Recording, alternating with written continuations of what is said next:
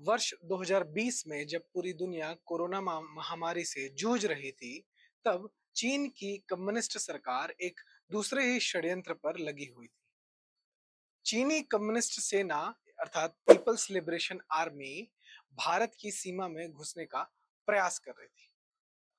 उसने इस पूरे षड्यंत्र के लिए जो जगह चुनी वो थी लद्दाख की। लद्दाख के गलवान वैली में चीनी कम्युनिस्ट सेना भारत में घुसने की कोशिश करते हुए बुरी तरह से परास्त हुई। भारतीय सेना और चीन की पीपल्स लिबरेशन आर्मी के बीच इसी गलवान घाटी पर एक हिंसक झड़प हुई। जून के महीने में हुई इस हिंसक झड़प में भारतीय सेना के 20 जवान बलिदान हो गए।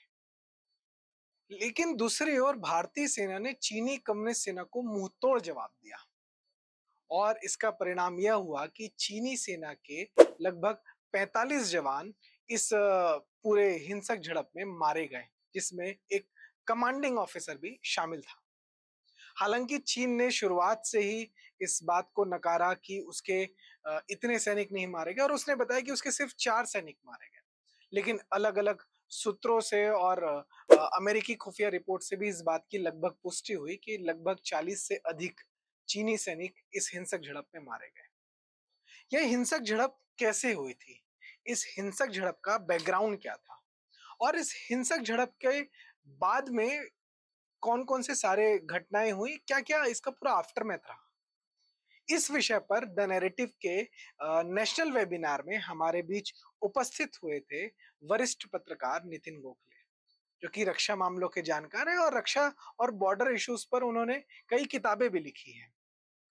और इस जो पूरा भारत और चीन का जो पूरा बॉर्डर टसल था, गलवान वैली जो घटना हुई थी, इस पूरे मामलों पर उन्होंने गहन अपनी नजर बनाई हुई थी और उनके कई आर्टिकल्स और कई उनके जो विश्लेषण थे, उनका उनके जो ओपिनियंस थे, वो देश भर में पढ़े और सुने जा रहे थे और देखे जा रहे थे। तो आइए हम देखते हैं और जानते हैं कि नितिन गोखले जी इस पूरे मामले पर क्या कहते हैं और कैसे वो चाइना को एक्सपोज करते हैं। इसीलिए हमारे इस श्रृंखला का नाम है, इस वीडियो सीरीज का नाम है चाइना एक्सपोज्ड। और आप देख रहे हैं चाइना एक्सपोज्ड का एक और नया एपिसोड। मैं हूं शुभम उपाध्याय और चलिए शुरू करते हैं आज के इस एपिसोड को। पीछे मुड़ के देखते हैं कि 15 जून 2020 में क्या हुआ था गलवान में। उससे पहले हमें ये देखना होगा कि लद्दाख में, ईस्टर्न लद्दाख में ये जो घटना हुई पिछले साल, जो स्टैंड ऑफ हुआ, जो करीब करीब 11 महीने चला, उसका बैकग्राउंड क्या है, वो किस कॉन्टेक्स्ट में ये हुआ, इसको जानना थोड़ा सा जरूरी है। फिर हम गलवान पे आते हैं। तो आपको शायद याद होगा कि 2013 में भी 22 दिन तक चीन के करीब करीब 100 से ज्यादा सैनिक देप्सांग एरिया में करीब करीब 18 किलोमीटर दूरी तक उन्होंने घुसपैठ की थी और 22 दिन तक अपने टेंट लगा के वहां बैठे थे। उस समय 2013 अप्रैल और मई की बात है। तो ये कोई उसके बाद फिर और एक घटना हुई थी चुमूर में सितंबर 2014 में, जहां ऐसा ही एक स्टैंड ऑफ हुआ था जो करीब करीब 20 दिन चला। और उसका एक विशेष महत्व इसलिए है वो ध्यान आकर्षित करना उसकी तरफ, क्योंकि उस समय प्रेसिडेंट शी जिनपिंग भारत के दौरे पर थे सितंबर 2014 में, और वो चाहते थे कि भारत के साथ संबंध चीन के अच्छे हो। और कम से कम उन्होंने पब्लिकली ऐसे कहा था कि हम $20 बिलियन की इन्वेस्टमेंट हम करेंगे भारत में और भारत के साथ संबंध सुधारना चाहेंगे। भारत और चीन मिलके दुनिया में काफी चीजों पर एजेंडा सेट करेंगे वगैरह वगैरह। उसी समय चीन के कम से कम 1000 सैनिक चुमूर में उन्होंने घुसपैठ की थी। पर उस समय जब ये घटना हुई तो भारत ने रातों रात 48 घंटे के अंदर अंदर 24 घंटे और 48 घंटे के बीच में 3000 सैनिक उनके सामने खड़े कर दिए। तब वो जाके स्टैंड ऑफ फिर 20 दिन के बाद खत्म हुआ। और इधर भी दिल्ली में भी उसकी चर्चा हुई। जब प्रेसिडेंट शी जिनपिंग अहमदाबाद से दिल्ली आए, उनको बताया गया कि आप अगर ये करोगे तो फिर संबंध आगे नहीं बढ़ेंगे। उसके बाद डोकलम हुआ 2017 में, जहाँ पे 74 दिन तक वो स्टैंड ऑफ चलता रहा, और वो फिर से भारत ने एक बहुत डट के उसका सामना किया। बल्कि मैं ये कहूँगा कि पहली बार ऐसा हुआ कि भारत तीसरे, मतलब दो देशों के बीच में जो एक विवाद है भूटान और चाइना के बीच में, उसमें जाके भारत ने हस्तक्षेप किया और भूटान के जमीन पे जाके चीनी सैनिकों को रोका आगे बढ़ने से। तो ये पार्श्वभूमि इसलिए जरूरी है जानना कि चीन ने जब लद्दाख में अपनी घुसपैठ की, अगर लद्दाख में इतने भारी संख्या में लोगों को वहां लाया, सैनिकों को, तब ये सब घटना, इन सब घटनाओं का उन्होंने निचोड़ नहीं लिया था, या उसके बारे में वहां से कोई लेसन्स उन्होंने लिए नहीं थे। ये ऐसा मैं समझता हूँ। अगर वो लेते, अगर वो सही उसमें से लेसन लेते, सही उसमें से अगर एक विश्लेषण करते इन तीन घटनाओं की जिसके मैंने जिक्र किया 2013, 14 और 17 में, तब शायद चीन ये मिसकैलकुलेशन नहीं करता। मैं अभी भी समझता हूँ कि चीन ने जो पिछले साल किया वो एक मिसकैलकुलेशन था। वो समझते थे कि इतनी भारी संख्या में 60 से 70 हजार सैनिक लाने के बाद भारत प्रेशर में आ जाएगा, और उस प्रेशर में भारत फिर कहेगा कि एलएसी पर हम अपनी जो इंफ्रास्ट्रक्चर बना रहे हैं, रास्ते बना रहे हैं, ब्रिज बना रहे हैं, उसको या तो बंद कर देंगे या उसको स्लो डाउन कर देंगे। उन्हें कोविड का भी फायदा लेना था। कोविड की घटना में हम तब सभी लोग शायद काफी बिजी थे, सरकार बिजी थी, और उसका एडवांटेज लेके वो ये करना चाहते थे। पर उन्होंने ये अंदाज बिल्कुल नहीं लगाया, उनको था नहीं कि भारत रातों रात तो नहीं, पर एक 7-8 दिन के अंदर अंदर इतना रैपिड रिस्पांस करेगा, और जितनी संख्या में उनके सैनिक थे उतनी ही संख्या में भारत के सैनिक भी वहीं आ जाएंगे और डट के उनका सामना करेंगे। ये उनको अपेक्षा नहीं थी। ये अपेक्षा न होने के कारण ये स्टैंड ऑफ कम से कम 9-10 महीने चला। 9 राउंड के वहाँ वार्ता हुई कोर कमांडर्स के बीच में, और फिर जाके आपको पता है कि पार्शियल डिसएंगेजमेंट जो हुआ पेंगेंग त्सो में और कैलाश रेंज पर, ये तो पूरी एक घटना तो 10 महीने में हुई। अब गलवान की तरफ आते हैं, तो गलवान में या पेंगेंग त्सो में जब ये घटना शुरू हुई, स्टैंड ऑफ शुरू हुआ 5 मई 2020 को, तब और जगहों पर भी ये स्टैंड ऑफ था। पेंगेंग त्सो में तो था ही, फिंगर 4 और फिंगर 8 के बीच में। और आपको अभी सभी को शायद इतने इतने महीनों के बाद वो मैप भी आपको याद होगा, काफी उसकी चर्चा हुई, काफी उसका प्रचार हुआ, उस नक्शे का, फिंगर 4 और फिंगर 8 का। वहां पे शुरुआत हुई, और अन्य जगहों पर जैसे PP14 कहते हैं जिसको, जो गलवान में है, फिर PP17 अल्फा या PP17A, उससे ऊपर PP मतलब पेट्रोल पॉइंट 10, 11, 12, और फिर नीचे 17, वहां तक ये स्टैंड ऑफ अलग अलग जगहों पर फ्रिक्शन पॉइंट्स इसके बन गए थे। तो गलवान घाटी में, जहाँ जो गलवान नदी बहती है, और उसके भी आपने फोटो देखे होंगे, उसका वीडियो भी काफी प्रचारित हुआ था। तो गलवान घाटी में जो PP14 है, वो जो है PP14 उस पहाड़ पे है जहाँ दोनों तरफ से ऐसे पहाड़ आते हैं और फिर बीच में नदी बहती है। तो PP14 तक हमारे जो पेट्रोल जाते थे, हमारे सैनिक वहां तक पहुंचते थे। वहां चीन ने घुसपैठ करने की कोशिश की। वहां सीमा के इस पार जो हमारे जो हमने तय की है सीमा अपने लिए, उस सीमा के पार आने की कोशिश की, और वो टेंट लगाया जिसका जिक्र कृष्णदास साहब ने किया। वो टेंट लगाया वहां पे, और इस टेंट को वहां से बातचीत जो हुई मेरे ख्याल से 30 या 31 मई को 2020 में, और या 1 जून को बातचीत हुई कि इस टेंट को हटाया जाएगा और दोनों तरफ से सैनिक पीछे हट जाएंगे 1-1 किलोमीटर या आधा किलोमीटर। फिर आमना सामना नहीं रहेगा, और कोई वहां ऐसी घटना नहीं होगी अगर आमने सामने नहीं रहेंगे। तो ये तय हुआ था। ये तय हुआ था मेजर जनरल लेवल पर। एक कोर कमांडर से नीचे जो डिवीजन कमांडर होते हैं उनके लेवल पर ये तय हुआ था कि ऐसा होगा। तो 2 दिन वहाँ राह देखने के बाद, वहाँ पे पेशेंटली वो उनकी तरफ जो क्या काम हो रहा है क्या नहीं, वो सब ऑब्जर्व करने के बाद कर्नल संतोष बाबू को कहा गया कि आप जाके देखिए कि क्या उन्होंने वो टेंट हटाया है वहां से, और क्या वो पीछे हट गए या नहीं। आप जाके बातचीत करिए, अगर नहीं हटाया है तो। तब जाके वो वहां गए 15 तारीख के दोपहर को, मेरे ख्याल से 4 बजे के बाद। और फिर बातचीत होती रही उनके वहाँ लोगों से।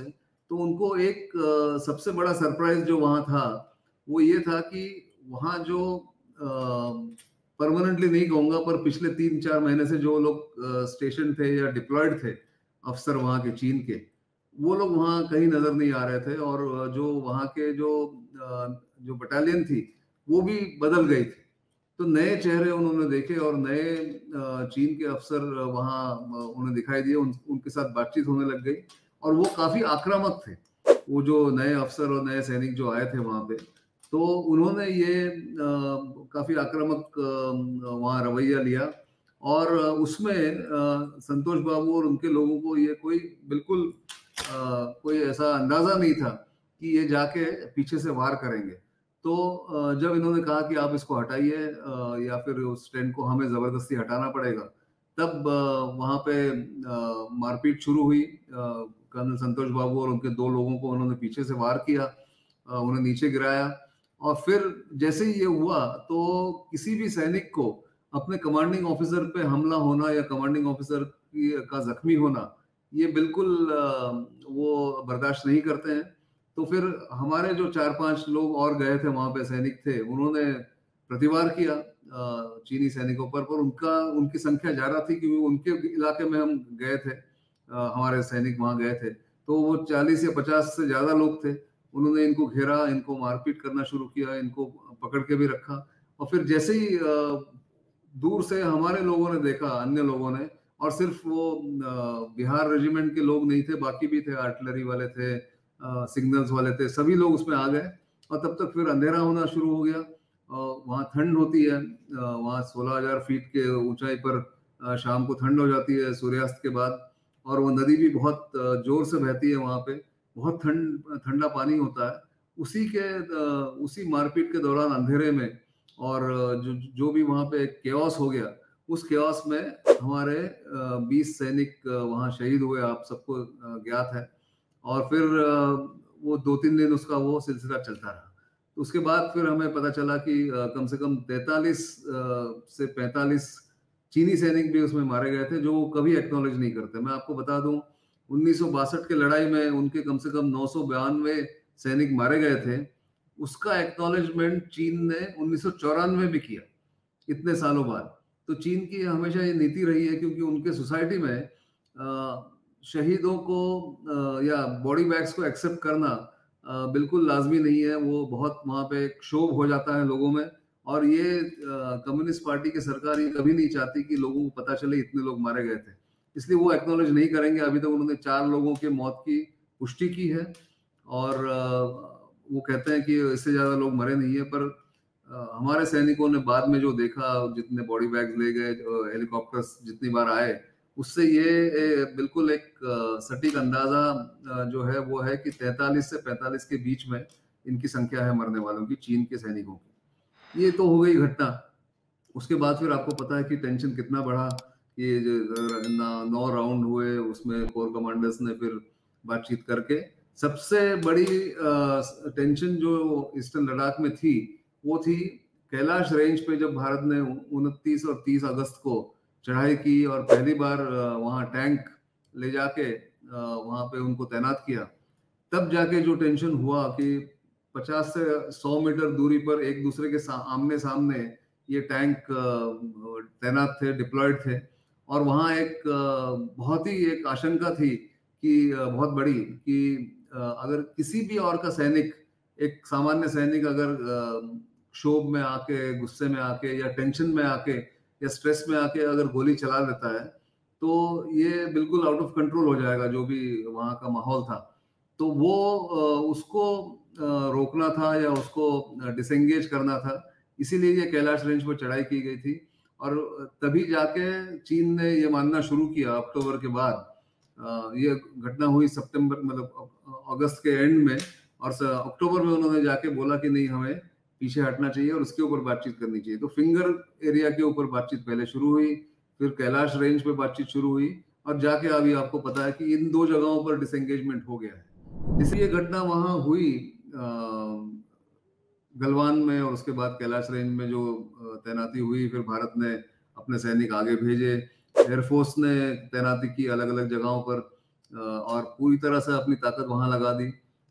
मिसाइल्स चले गए, एम्यूनेशन हुआ। और सबसे बड़ा चैलेंज वहां पे भारतीय और चीनी सैनिकों के लिए ये था कि वहां पे शीतकालीन परिस्थितियों में रहना, जहाँ पे टेम्परेचर कम से कम मिनिमम -40 तक जाता है, और 16,000 या उससे ज्यादा 18,000 20,000 फीट की ऊंचाई पर आपकी सांस फूलती है। अगर आप 2 कदम भी चलते हो, अगर आप फिट नहीं हो, एक्लेमेटाइज नहीं हो, ऐसे जगह में रहना जहाँ विंड चिल फैक्टर, अगर टेम्परेचर दिखा रहा है -20, विंड चिल फैक्टर लेकर वो -30 या 40 हो जाता है। ऐसे समय में वहां रहना और तैनाती रखना या उनके ऊपर नजर रखना, ये सबसे बड़ी चुनौती दोनों की अ, होती है, थी उस समय। फिर भी भारत ने डटकर वहां अपनी तैनाती रखी, और चीन को बाध्य किया कि वो वहां से पीछे हटे। 2-3 चीजें इसमें करनी पड़ी इस स्टैंड ऑफ के बाद, और मैं ये कहूंगा कि ये बहुत अच्छी बात हुई है।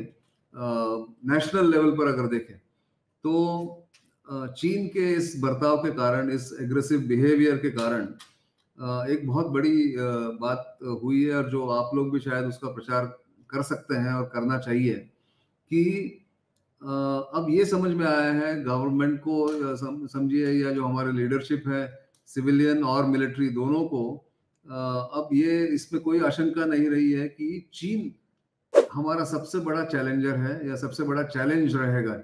चीन का बिहेवियर, चीन का एग्रेसिव बिहेवियर, चीन के एग्रेसिवनेस, ये सब हमारा सबसे बड़ा चैलेंज रहेगा। हमारा सबसे बड़ा एडवर्सरी, एनिमी नहीं कहूंगा, एडवर्सरी कहूंगा, सबसे बड़ा एडवर्सरी हमारा अब चीन है। इसकी पूरी पुष्टि लीडरशिप के मन में हो गई है, जो थी पहले भी थी। मैं ये नहीं कहूंगा पहले नहीं थी, पहले या इसकी जानकारी नहीं थी, ऐसे नहीं कहूंगा।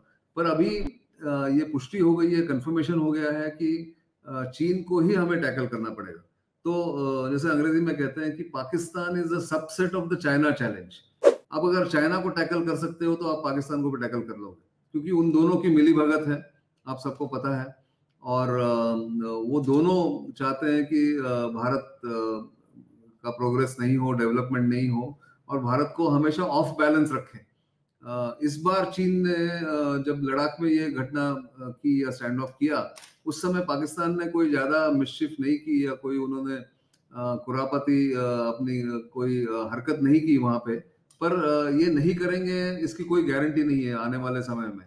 इसलिए भारत को अब पूरी तरह से चौकन्ना रहना पड़ेगा, सतर्क रहना पड़ेगा, और आने वाले वर्षों में चीन के तरफ ज्यादा ध्यान देना होगा। चीन का जो चैलेंज है, चीन की मिलिट्री जो है वो काफी बड़ी है, मॉडर्न है, उनके पास पैसे की कमी नहीं है, और पिछले कम से कम 15-16 साल से उनको बजट जो है वो अनलिमिटेड बजट चीन के मिलिट्री को मिला है। उनके यहाँ रीऑर्गेनाइजेशन भी हुआ है, रीस्ट्रक्चरिंग हुआ है। इसलिए उनका सबसे बड़ा जो थिएटर कमांड है, जो इन्होंने 2016 में इसको कंफर्म किया या फाइनलाइज किया था, वेस्टर्न थिएटर कमांड, ये सिर्फ भारत की तरफ उसका ध्यान है, या भारत की तरफ उनकी नजर है। और वो सबसे बड़ा थिएटर है, सबसे ज्यादा संख्या सैनिकों की, जहाजों की, मिसाइल्स की, सब उनके पास है वेस्टर्न थिएटर कमांड में। तो इससे बिल्कुल स्पष्ट है कि चीन भी जो महत्व देना चाहता है, अपने जो जिस इलाके को महत्व देना चाहता है, वो सीमा जो है वो भारत से सटी हुई है।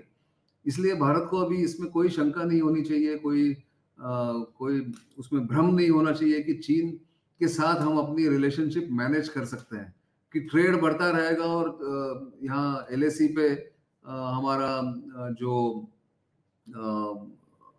यहाँ आमना सामना होता है, या छोटी मोटी स्कर्मिशेस, घटनाएं होती रहती हैं, उसको हम मैनेज करेंगे, ऐसा जो पहले कुछ लोगों का मानना था, ये अब पूरी तरह से इसका ये जो भ्रम था ये नष्ट हो चुका है। ये बिल्कुल अभी किसी के मन में शंका नहीं है कि चीन हमारा सबसे बड़ा चैलेंजर है। वो भारत को हमेशा ऑफ बैलेंस रखने की कोशिश करेगा। और एक बात और बता दूं आपको, शायद मेरे मित्र संजय कुलकर्णी ने बताया भी होगा, मुझे पता नहीं है, मैं उसमें जुड़ नहीं सका था। पर चीन ने जितने सैनिक उस समय लाए थे लद्दाख के बॉर्डर पे, उससे उनका इरादा स्पष्ट था कि वो कोई ऑल आउट जंग नहीं चाहते थे, ऑल आउट वॉर नहीं चाहते थे। वो सिर्फ भारत के ऊपर प्रेशर डालना चाहते थे, क्योंकि कोई भी सैनिक अधिकारी आपको जो बताएगा, जो उस सीमा पे तैनात था या है, ये बताएगा कि अगर ऑल आउट वॉर करना है और भारत को वहां पे पराजित करना है, तो चीन को कम से कम 2 से 2.5 लाख सैनिक और कम से कम 100 से ज्यादा हवाई जहाज वहाँ, लड़ाकू जहाज वहाँ लाने पड़ेंगे तिब्बत में या शिनचियांग में और बॉर्डर पे। तभी जाके उनको एक जिसको कहते हैं डिसाइसिव विक्ट्री मिल सकती है, डिसाइसिव एक विन मिल सकता है। और ये उनका कोई इरादा उसमें था नहीं। और इसीलिए भारत ने भी जितने सैनिक लाए, उतने ही सैनिक भारत ने तैनात किए, क्योंकि भारत का इरादा कभी एग्रेसिव था ही नहीं। भारत कभी ऑफेंसिव वो पोजीशन लेने की उनकी कोई चाहत भी नहीं थी और कोई इरादा भी नहीं था। तो आपने समझा कि चीन किस तरह से अपने पूरे सारे षड्यंत्रों को अंजाम देता है, अपनी कम्युनिस्ट सेना को भी उसमें शामिल करता है। और सबसे महत्वपूर्ण चीज एक आपने इस पूरे नितिन गोखले जी के पूरे एनालिसिस में, उनके ओपिनियन में आपने समझी होगी कि चीन की जो सेना है, पीपल्स लिबरेशन आर्मी, वह वास्तव में चीनी मतलब जो चीन जो एक राष्ट्र है उसकी सेना नहीं है, बल्कि वो चाइनीज कम्युनिस्ट पार्टी का एक आर्म्ड विंग है। असल में वो चीनी कम्युनिस्ट पार्टी की एक निजी सेना है, वह एक देश की सेना नहीं है। और ये जो पूरे घटनाक्रम जो नितिन जी ने हमें बताया और काफी विस्तार से हमें समझाया, यह दरअसल एक ऐसा घटनाक्रम है, एक ऐसे फैक्ट्स हैं जो सामान्यतः मेन स्ट्रीम की मीडिया से लेकर तमाम जो बाइज्ड मीडिया है वो आप तक नहीं पहुंचाता है। यही कारण है कि हम इस चाइना एक्सपोज्ड के एक्सक्लूसिव वीडियो सीरीज आप तक लेकर आए हैं, जिसमें हम चाइना के उन सभी करतूतों को आपके सामने रख रहे हैं जो चीनी कम्युनिस्ट सरकार ने किसी समय में किए हैं, और अपने इन्फ्लुएंस के माध्यम से, अपने शक्ति के माध्यम से और अपने विचारों के माध्यम से उनको ढकने का, उस पर एक आवरण बना कर रखने का, ताकि वो लोगों तक सच्चाई ना पहुंच पाए, इसका जो उसने काम किया है वो हम आपके सामने रख रहे हैं। ऐसे ही एक्सक्लूसिव वीडियोस और चाइना एक्सपोज्ड की अगले एपिसोड को देखने के लिए आप देखते रहें द नैरेटिव।